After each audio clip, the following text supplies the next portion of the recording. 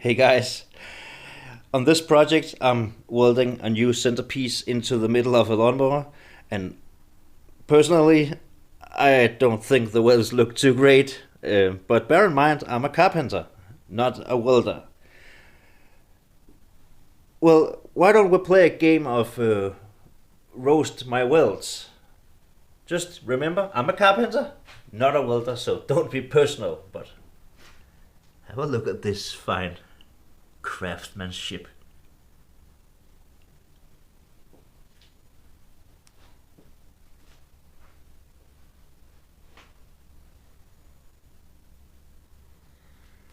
Over here, I'm grinding it down again because I just put on way too much. Well, I'm looking forward to all of your comments. Roast me.